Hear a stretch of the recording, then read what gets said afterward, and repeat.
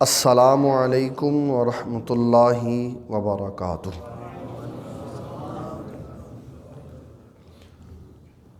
سورۃ بنی اسرائیل کی آیت نمبر 110 کا ابتدائی حصہ آپ نے سماعت فرمایا۔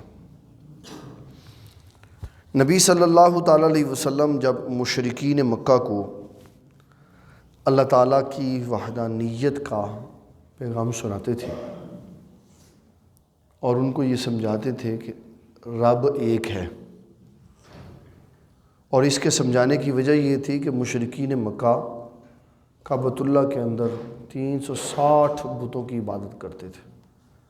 تو حضور صلی اللہ علیہ وسلم فرماتے تھے کہ نہیں، اللہ ایک ہے، اللہ۔ تو جب نبی صلی اللہ علیہ وسلم بسم اللہ الرحمن الرحیم پڑھتے تو کہتے کہ ہمیں ایک رب کی بات کرتے ہو اور خود اللہ بھی کہتے ہو، رحمان بھی کہتے ہو، رحیم بھی کہتے ہو، خود تو کتنے سارے رب بنائے ہو۔ تو اللہ تعالیٰ نے پھر یہ مسئلہ سمجھایا کہ میرے حبیب صلی اللہ علیہ وسلم ان سے فرما دیجئے کہ اللہ فرما رہا ہے رحمان کہہ لو یا اللہ کہہ لو، اس کے سارے ہی نام بہت اچھے ہیں، اس کو جس نام سے بھی پکارنا چاہو پکار سکتے ہو، لیکن یہ نام وہ ہیں جو رب کریم نے خود بیان کیے ہیں یا اس کے محبوب کریم صلی اللہ تعالیٰ علیہ وسلم نے بیان کیے۔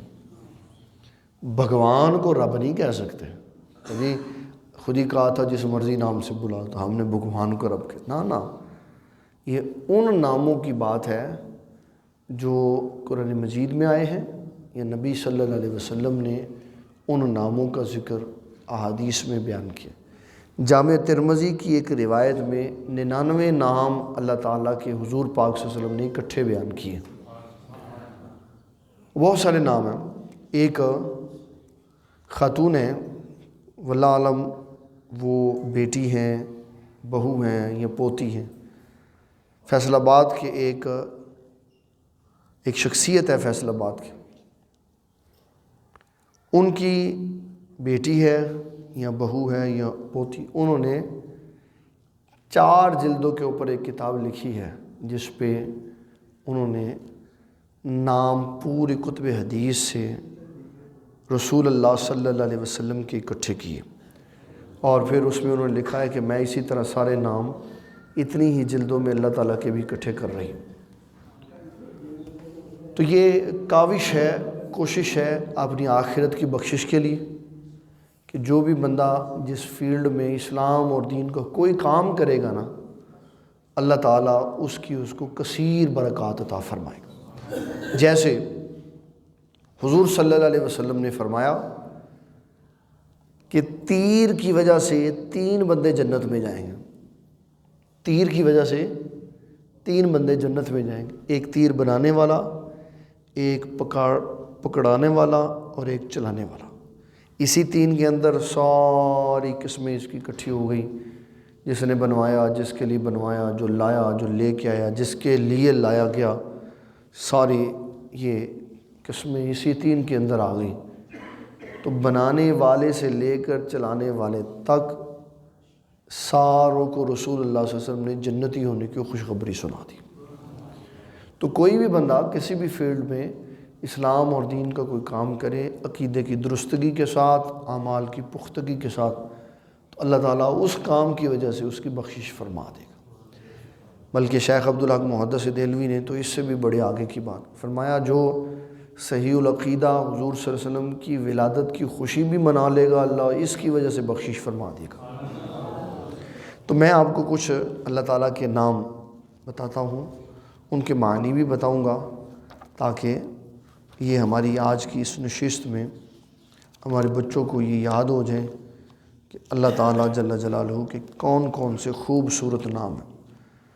سورۃ الحشر کی آخری 3 آیات ہیں۔ اللہ تعالیٰ ارشاد فرماتا ہے هو اللہ، وہی اللہ ہے۔ یہ اللہ جل جلالہ اللہ تعالیٰ کا ذاتی نام ہے، اس کے علاوہ اس کے سارے اسماء کریمہ صفاتی، یہ اس کا ذاتی نام، یہ اللہ اور اس کی تعریف کرتے ہوئے علماء نے یہ لکھا ہے ہوا علم لذات الواجب الوجود المستجمعی لجمیع الصفات الکمالیہ، اللہ اس عظیم المرتبت ذات کا اسم مبارک ہے جس کے اندر ساری کمال والی خصوصیات پائی جاتی ہیں، اس کے اندر کمی کجی عیب نقص کوئی نفرت کی شے کا پایا جانا ممکن نہ محال ہو۔ تو یہ ذات ہمارے رب کائنات جل جلالہ کی ذات ہے۔ تو پہلا اس کا نام ہے اللہ، پھر اس کے بعد اس کا نام ہے هو الرحمن، وہ رحمان ہے۔ اس کے ہمارے علماء کرام نے معنی کیے دنیا اور آخرت میں مہربان، دنیا اور آخرت میں مہربان، مومنوں اور کافروں کے لیے مہربانی فرمانے والا، شکریہ جی، مومنوں اور کافروں پر مہربانی کرنے والا۔ کافروں پر مہربانی اس کی کیا ہے؟ کافروں پر اس کی مہربانی یہ ہے کہ اگرچہ سب سے بڑا جرم کرتے ہیں کافر مشرک کہ رب کو رب نہیں مانتے، یا کوئی اگر مانتا ہے تو اس کو شریک بھی بنا لیتے، اس کے باوجود وہ کبھی کافروں سے رزق نہیں چھینتا بلکہ دنیا کی ہر نعمت ان کو دیتا۔ یہ اس کا رحمان ہونا ہے، اور اس کا رحیم ہونا یہ ہے کہ وہ آخرت پہ ایمان والوں پر اپنی رحمت کے سارے دروازے کھول دے گا۔ یہ تین اس کے اسماء مبارکہ ہیں۔ پھر فرمایا الملک، اللہ جل جلالہ بادشاہ ہے۔ اللہ جل جلالہ، یہ لفظ ویسے مشترک ہے، کافروں کا بھی بادشاہ ہو سکتا ہے، جس طرح حدیث میں آیا جعفر بن ابی طالب رضی اللہ تعالی عنہ جب گئے وہاں پر حبشہ میں، تو آپ نے شاہ نجاشی کو اس لفظ کے ساتھ خطاب فرمایا یا ایھا الملک، اے عظیم بادشاہ۔ تو کافر کے لیے بھی بولا گیا، مومن کے لیے بھی بولا گیا، مخلوق کے لیے بھی بولا گیا، خالق کے لیے بھی بولا گیا۔ جب مخلوق کے لیے بولا جائے گا تو اس کا مطلب ہوگا کہ جہاں جہاں تک تیرا اختیار ہے اس کا تو بادشاہ ہے، اور جب خالق کے لیے بولا جائے گا تو اس کا مطلب ہوگا ساری کائنات کا خالق کون ہے؟ اللہ۔ ساری کائنات کا خالق کون ہے؟ اللہ۔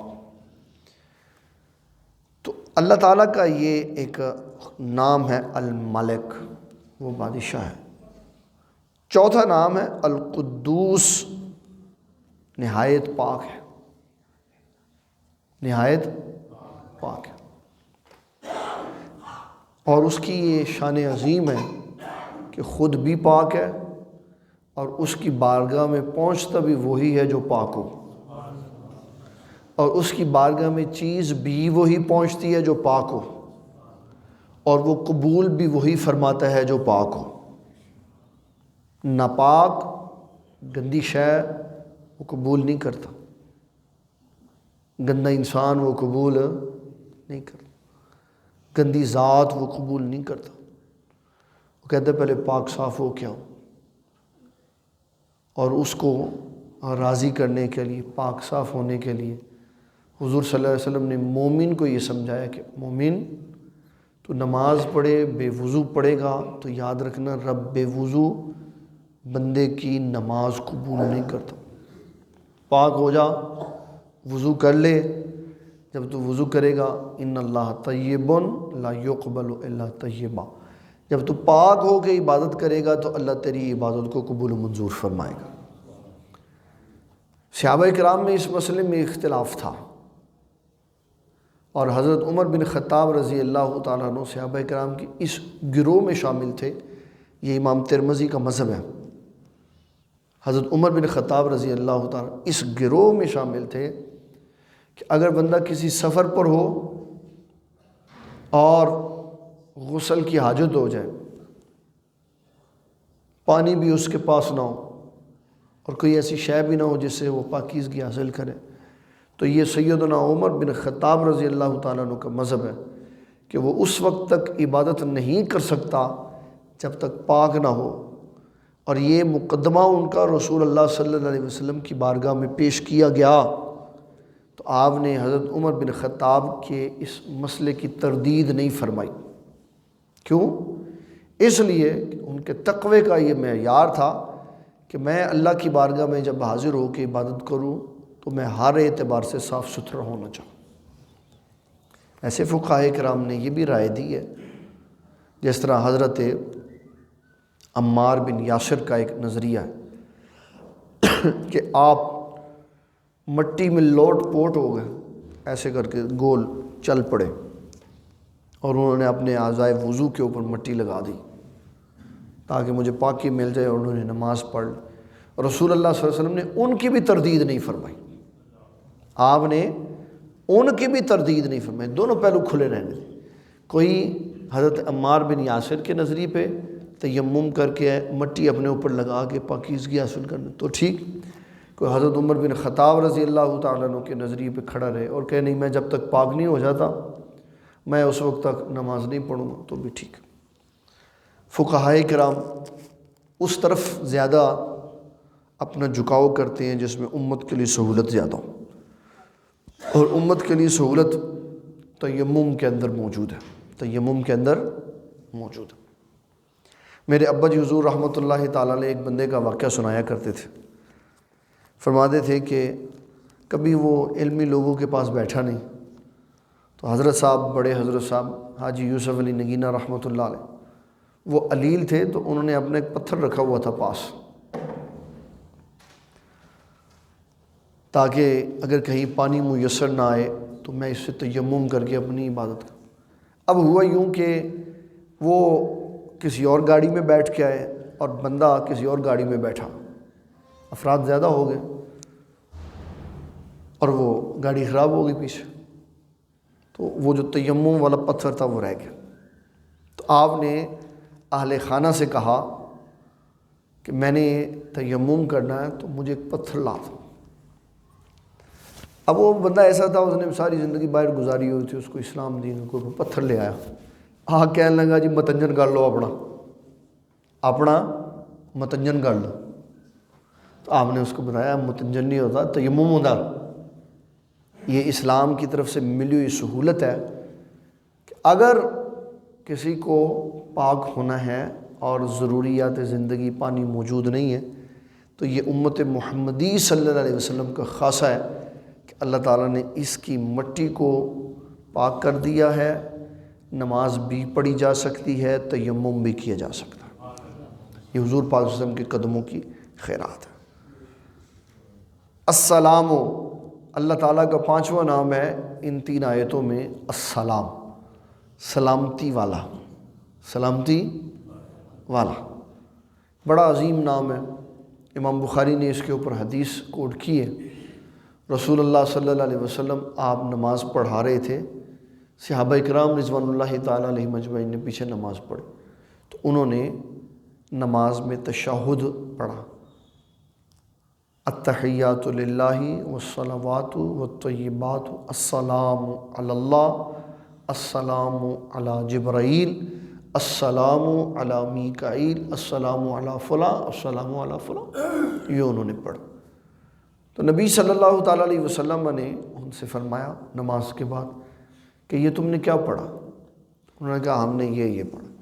آپ نے فرمایا نماز میں رب کو سلام نہیں کرو، اس لیے کہ رب خود سلام ہے، تم یہ کہا کرو السلام علیک ایھا النبی، اے نبی آپ پر سلام ہو، ورحمۃ اللہ، اللہ کی رحمتیں ہوں، وبرکاتہ، اللہ کی برکتیں ہوں، السلام علینا وعلی عباد اللہ الصالحین، اور فرمایا اللہ کے صالح بندوں پہ سلام بھیجو۔ اب کیا امام بخاری نے آگے سے کیا مضمون بیان کیا؟ فرمایا تم صالح بندوں کو سلام بھیجو تو اللہ تعالیٰ تمہارا سلام ان تک پہنچا دے گا، وہ بندے آسمان میں ہو یا زمین میں ہو، سلام پہنچ جائے گا، سلام پہنچ جاتا۔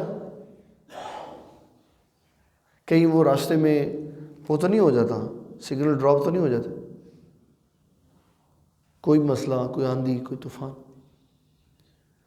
وہ جی میل کہتا ہے، جی میل گوگل، آپ میرے ہاں اکاؤنٹ بنائیں، دنیا کے کسی خطے میں آپ ای میل بھیجنا چاہیں تو لکھ کے میرے بکسے میں ڈال دیں، میں ادھر پہنچا دوں گا، میں ادھر ود ان سیکنڈ وہ پھر ہمیں ڈلیوری رپورٹ بھی دے دیتا کہ جناب یور میسیج از سینڈڈ، ہو گیا۔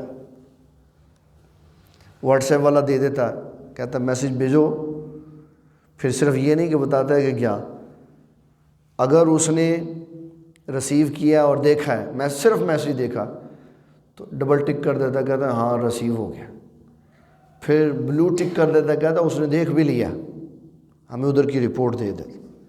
تو ہم سافٹ ویئر کو مانتے، اس مشین کو مانتے ہیں نا جو موبائل کے اندر ہے۔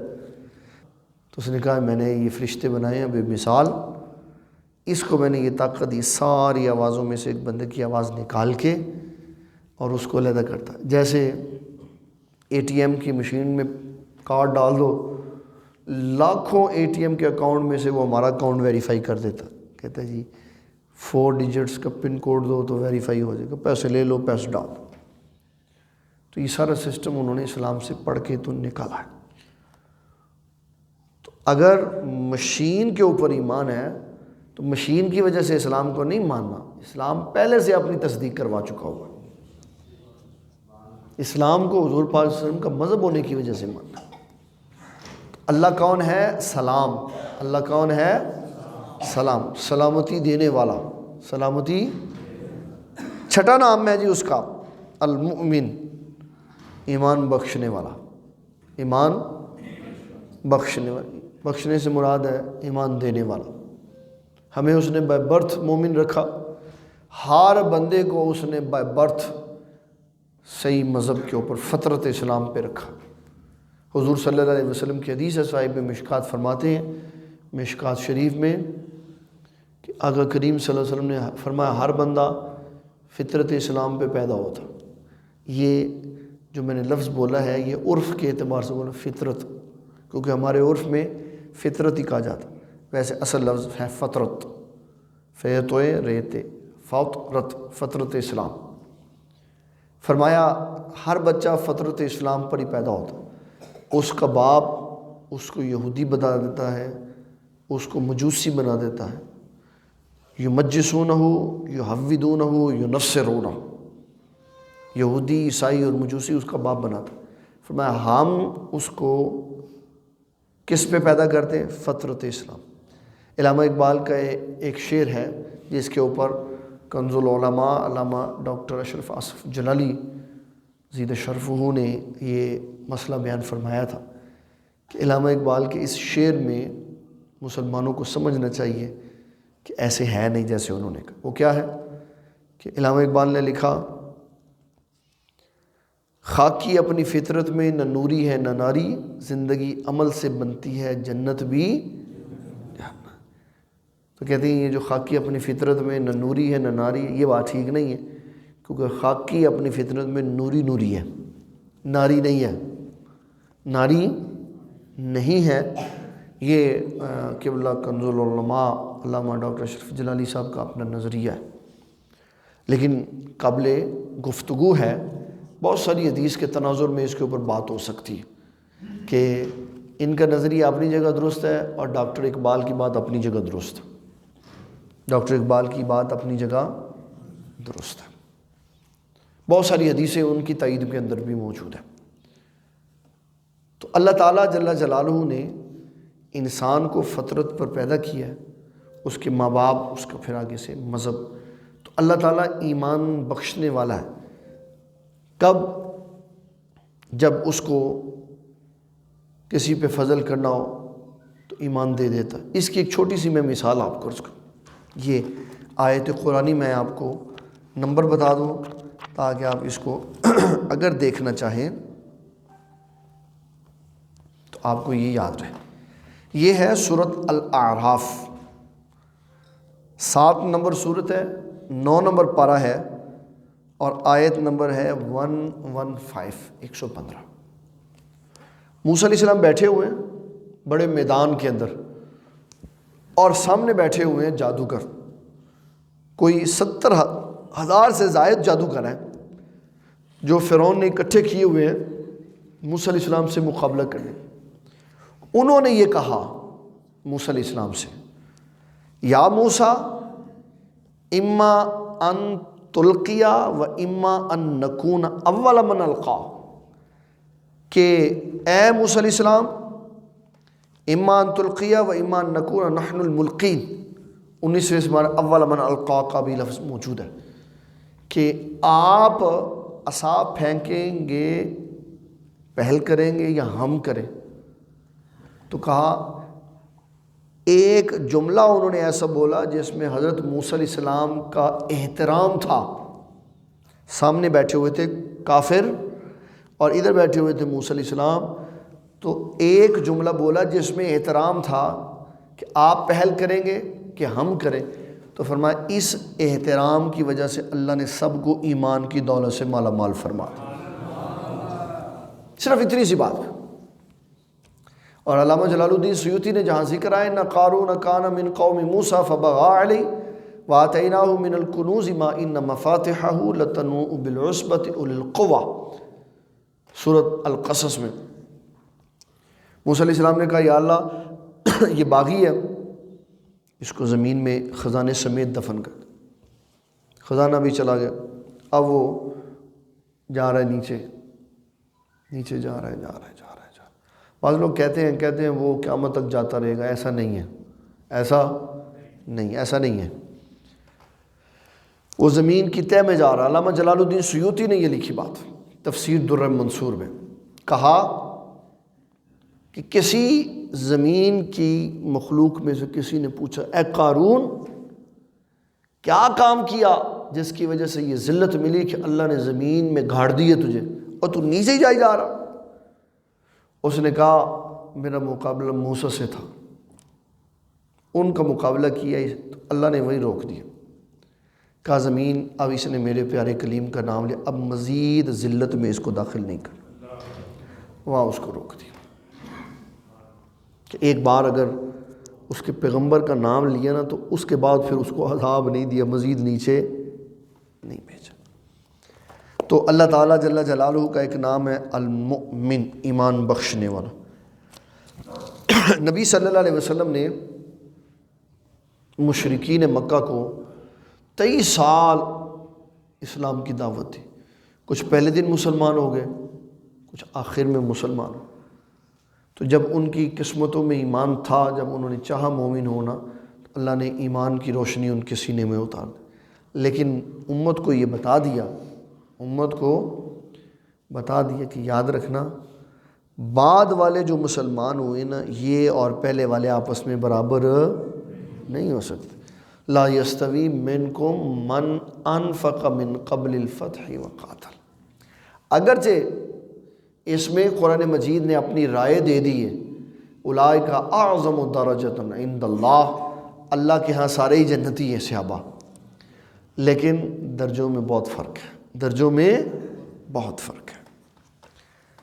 پھر اس کے بعد ایک نام اور بیان کیا المہیمن، اللہ تعالیٰ حفاظت فرمانے والا۔ اللہ تعالیٰ ہر شے سے حفاظت کون کرتا ہے؟ اللہ۔ تالا لگا دیتے ہیں تالا، اور کبھی آپ اندازہ کریں نا، تالا لگا ہوا ہے دروازے میں نے خود لگایا، اب چابی رستے میں کہیں گر گئی تو میں ہتھوڑا لا کے ایک مارتا ہوں تو تالا ٹوٹ جاتا ہے، یہاں اس کے اندر لوہے کا پلاس داخل کر کے اس کو لاتا ہوں، توڑ دیتا ہوں۔ اتنا کمزور سا تالا ہے، میں اس کو اپنے دروازے پہ لگا کے تو اللہ کو کہتا ہوں یا اللہ حفاظت تو کرنی ہے، میں ہوں چلے آؤں واپس۔ پھر 20 دن آتا نہیں عمرے سے واپسی، حج کے لیے چلا گئے تو 40 دن نہیں آتا، تو پیچھے سے حفاظت کون کرتا ہے؟ اللہ۔ حفاظت کون کرتا ہے؟ ہر شے کی حفاظت کون کرتا ہے؟ اللہ۔ یہ ہے المہیمن العزیز، غلبے والا۔ ہر شے پہ غالب کون ہے؟ اللہ۔ حضور صلی اللہ علیہ وسلم آپ فرماتے ہیں لوگوں، اللہ تعالیٰ نے فرمایا کتب اللہ لاغلبن انا ورسلی، کہ غلبہ میرا اور میرے رسول ہی کا رہنا ہے ہمیشہ، غلبہ میرا اور میرے رسول ہی۔ کیوں؟ ان اللہ قوی عزیز، اس لیے کہ ساری قوتوں کا مالک بھی میں ہوں اور غلبے والا بھی میں ہوں۔ الجبار، اللہ تعالیٰ جل جلالہ عظمت والا ہے۔ ویسے تو اس کا معنی جبر والا ہے، لیکن اعلیٰ حضرت کی یہ شان ہے کہ وہ معنی بیان کرتے ہوئے رب کی شان کو سامنے رکھتے ہیں۔ جبار جبر والا مطلب اس میں سے یہ والا بھی نکلتا تھا کہ جو جبر کرتا ہے وہ زیادتی بھی کرتا ہے، ہو سکتا ہے زیادتی کر دے، تو اللہ تو ایسا کرتا نہیں، اس لیے یہ معنی لکھ دیا کہ اللہ عظمت والا ہے، اللہ تعالیٰ عظمت والا۔ المتکبر، کبریائی والا، یہ صرف اس کی شان ہے کہ وہ تکبر کرے، اپنی کبریائی بیان کر۔ امت میں، مخلوق میں کسی کو یہ اسلام نے اجازت نہیں دی کہ وہ یہ کہے کہ میں بڑی شان والا ہوں۔ اللہ تعالیٰ کی یہ شان خود ہے کہ وہ کبریائی والا ہے، اور لوگوں کو کہتا ہے کہ سب مل کے میرے محبوب کی شانیں سناؤ۔ جب تعریف کی بات آتی ہے تو انبیاء کے لیے یہ بات جائز ہوتی ہے کہ وہ کہیں کسی کو جی ساری تعریف کرو، جی ہماری تعریف کریں ہم۔ جس طرح نبی صلی اللہ تعالیٰ علیہ وسلم حضرت حسان بن ثابت کو کہتے تھے، حسان یہ ممبر لگا دیا یا کھڑے ہو کے ہماری شان سناؤ۔ کسی کو اجازت نہیں، بالکل کسی کو اجازت نہیں ہے کہ وہ لوگوں میں بیٹھ کے گئے جی میری شان سناؤ، میرے قصیدے سے۔ ایک بات سنا دیتا ہوں۔ ایک صاحب ہیں، دوست ہیں ہمارے، بہت بڑی جگہ وہ مرید ہیں، کہنے لگے میں نے حضرت کے آستانے پہ حاضری دی کسی حضرت صاحب کی، تو انہوں نے 1000 کی کاپی پکڑی ہوئی تھی، انہوں نے 1000 کا نوٹ دیا اسی کو جس نے حضرت کی شان سنائی، تو جس نے اللہ اور اس کے رسول کی سنائی اس کو کچھ نہیں دیا۔ ہاں جی، جس نے کہا واہ جی حضرت صاحب تہاڈا جبا، تہاڈی دستار، تہاڈیاں چمکدیاں اکھاں، تہاڈے چمکتے چہرے، تہاڈیاں پگڑیاں، تہاڈے جبے تے کبے تے، حضرت صاحب 1000 دے نوٹ لٹائے۔ تو جس نے وہاں بیٹھ کے کہا ساری عظمت و شان اللہ اور اس کے رسول کے لیے، اور صرف سکا جا واہ جی کہ واہ جی واہ، واہ جی واہ، بس چھٹی کرو۔ یہ ہمارے معاشرے کا ایک پہلو ہے کہ اسی کو دیا جاتا ہے جس کو یہ سمجھتا ہے کہ یہ دینے کے قابل، اور جو بے لوث ہو کے کام کرتے ہیں ان کو کسی کے پیسے سے فرق نہیں پڑتا۔ پھر فرمایا هو اللہ الخالق، اللہ تعالیٰ ساری کائنات کو تخلیق فرمانے والا، باری پیدا کرنے والا، المصور، یہ شکل و صورت بنانے والا کون ہے؟ کسی کا ناک ایسے بنایا، کسی کا چپکا وہ بنایا، کسی کی ناک کھینچ کے لمبی کر دی، کسی کی گردن لمبی کر دی، کسی کے بازو لمبے کر دی، کسی کی ٹانگیں لمبی کر دی۔ اس نے کہا میں نے جس کو بنایا سونا شاندار بنایا۔ اور وہ جو ہے نا رب کائنات جل جلالہ، وہ خالق، باری اور مصور ہے۔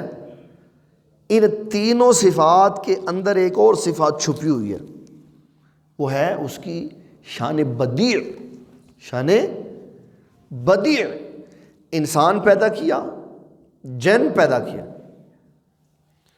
ہاتھی، اونٹ، بڑے بڑے جانور، یا مخلوق میں کوئی اور شے، زمین پیدا کیا، اس نے کسی سے ہیلپ نہیں مانگی،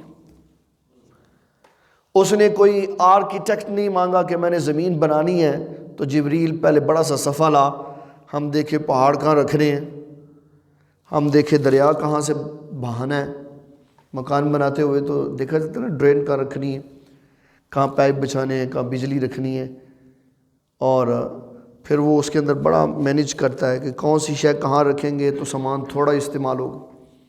ہم نے ایک پلاٹ بنانا تھا تو ایک آرکیٹیکٹ کو بلایا، اس کے کہا ادھر منہ کر دو سارا، تو آپ کی وہ جو ہے پائپنگ وہ ساری آدھی پہ چلی جائے گی، یہاں سے 5 سیدھا آئے گا نیچے سے، ورنہ پہلے ادھر جائے گا پھر ادھر سے ادھر آئے گا. تو آرکیٹیکٹ کی ضرورت ہے مکان بنانے کے لیے. اللہ تعالیٰ جل جلالہ خود اپنی یہ صفت بیان کرتا، فرمایا بدیع السماوات والارض، میں نے بغیر نمونے کے زمین و آسمان بنا دیے سارے.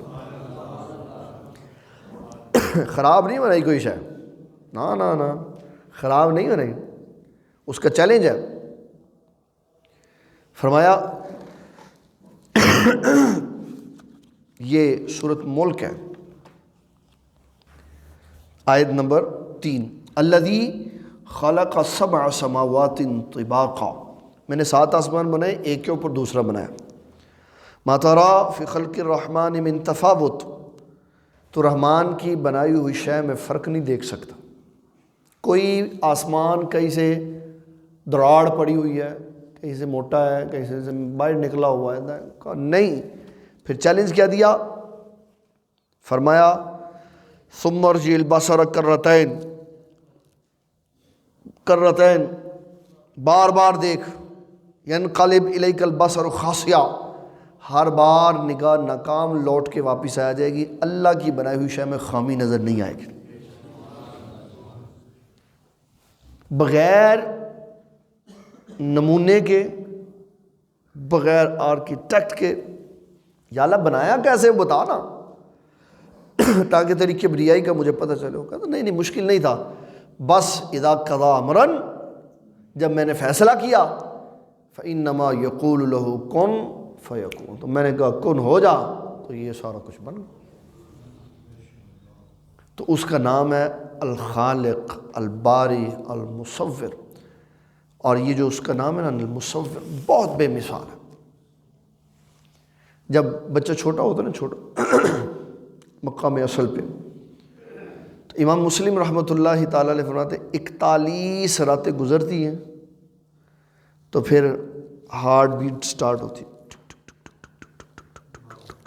41، اور شکل بنتی ہے 4تھی سٹیج پہ. پہلے ہے نطفہ، پھر ہے علقہ، پھر ہے مضغہ، پھر ہے مخلقہ، پھر تخلیق ہوتی ہے اس کی. پھر اللہ تعالیٰ جل جلالہ اس کی شکل بنا دیتا، اور اس کے لیے وہ بھیجتا ہے فرشتے کو، کہتا ہے جا، اور جا کے اس کی شکل بنا دے، اور اس کی پیشانی پہ اس کی عمر لکھ دے، اس کا رزق لکھ دے، اس کی موت کا وقت لکھ دے، اور خوش بختی اور بدبختی لکھ دے. جا یہ لکھا. تو فرمایا المصور، رب کون ہے؟ مصور، شکل بنا دیتا. اور پھر اس نے آگے خوبصورت بات کی، کہا مخلقہ و غیر مخلقہ، بعضوں کو میں تخلیق کر دیتا ہوں، بعضوں کو اندر ہی ختم کر دیتا ہوں، اور جس کو تخلیق کرتا ہوں وہ نقر فی الارحام ما نشاء الی اجل مسمی، مخصوص وقت تک رکھتا ہوں وہاں پہ، پھر جب مدت پوری ہو جاتی ہے تو پھر میں اس کو باہر نکال دیتا ہوں. پھر جب باہر آ جاتا ہے تو کسی کو باہر آتے ساتھ ہی فوت کر دیتا ہوں، کسی کو میں شباب تک لے جاتا ہوں. کوئی جوان ہو جاتا ہے اس کو فوت کر دیتا ہوں، کہیں میں اتنی کمزور اور نکمی عمر میں لے جاتا ہوں، الی ارذل العمر لکی لا یعلم بعد علم شیئا، کہ ہر شے پڑھنے، جاننے، سیکھنے، سمجھنے کے باوجود ہر شے بھول جاتا، نام بھی بھول جاتا، یاداشت بھی ختم ہو جاتا. ایسے ہی سانس چل رہا ہے، کون ہو نہیں سنتا. تو یہ سارے مرحلے کس نے بنائے؟ اللہ. وہ کہتا ہے میں مصور ہوں، میں تخلیق کری کروں. یہ ہے ہمارا رب. یہ کہتا ہے کہ عبادت کرو تو میری کرو. اس کے سارے نبیوں نے یہ کہا عبادت کرو تو کس کی کرو؟ اللہ کی. وَقَضَىٰ رَبُّكَ أَلَّا تَعْبُدُوا إِلَّا إِيَّاهُ، کہ جب عبادت کرو تو صرف اسی کی کرو، اس کی عبادت میں کوئی شریک نہیں ہونا چاہیے. یہ ہماری زندگی ہے، یہ ہماری زندگی کا سب سے اہم پہلو ہے. ہم اللہ کی بارگاہ میں دعا کرتے ہیں کہ ہمیں ہمیشہ زندگی سے تندرستی کے ساتھ رب کی عبادت کی توفیق عطا فرمائے.